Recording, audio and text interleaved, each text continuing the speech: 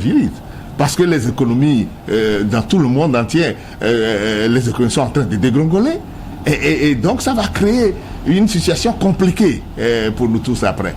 Alors, c'est pour ça que nous avons, au lieu, loin de critiquer, rester seulement pour critiquer, nous avons dit, mais lorsqu'il y a des mesures qui sont proposées, nous sommes là également pour réfléchir avec le gouvernement et voir ce qu'on peut améliorer. Parce qu'il y va de la survie de nous tous.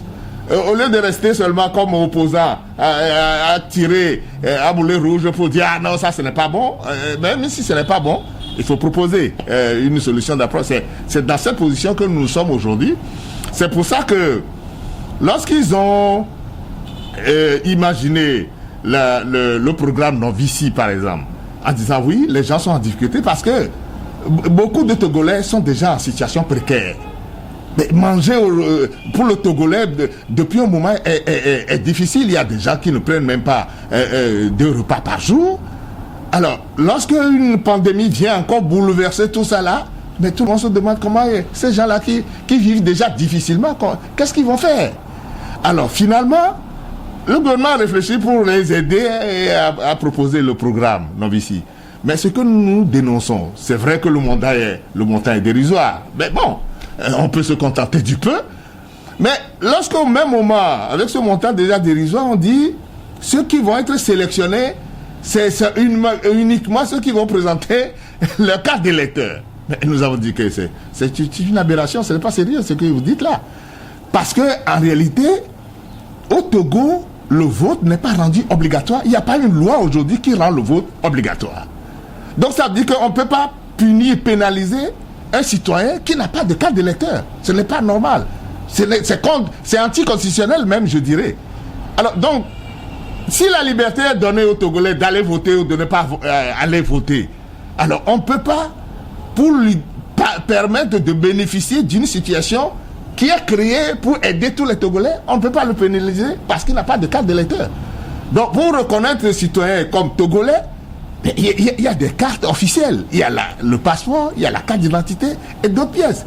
On peut demander la carte d'électeur comme carte complémentaire si la personne n'a pas de carte d'identité. Oui, on peut comprendre. Mais choisir uniquement les gens sur la base de la carte d'électeur, c'est une injustice flagrante que nous demandons au gouvernement de corriger. Et ce n'est pas bien, ce n'est pas juste. Juridiquement parlant, ce n'est pas correct.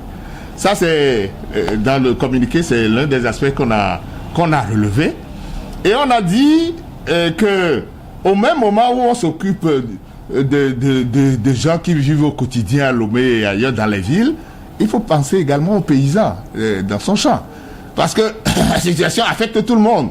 Et vous savez comment nos paysans peinent pour trouver un peu de sous pour acheter les intrants au cours des campagnes agricoles. C'est pour ça que nous souhaitons également qu'il faut étendre cette mesure-là à nos paysans dans les campagnes au moment où la campagne agricole s'ouvre pour qu'on diminue de manière sensible le prix des intrants. Alors ça permettra de les mettre un peu, leur permettra d'être à l'aise un peu pour pouvoir assumer correctement la campagne en cours.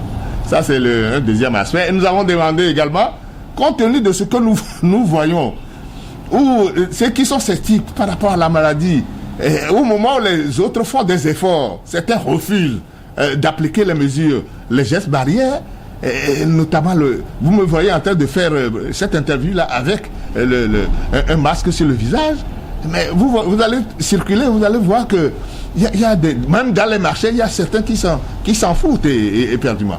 C'est pour ça que nous demandons au gouvernement de rendre, surtout dans les grandes agglomérations comme Lomé et autres, où la pandémie se répand, de rendre le port du masque obligatoire.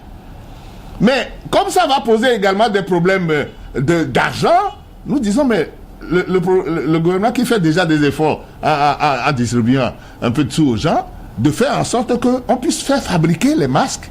Le gouvernement doit trouver des artisans locaux, des tailleurs, ici sur place, pour faire fabriquer des masques et les distribuer à ceux qui sont des nécessités. Parce que celui qui dira demain, bon, moi je ne peux pas porter le masque parce que je n'ai pas l'argent pour l'acheter, au moins le masque est à disposition. Ce n'est pas tout le monde qui sera concerné.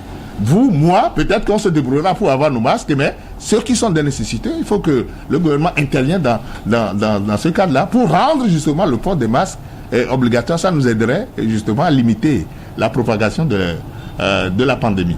Voilà, c'est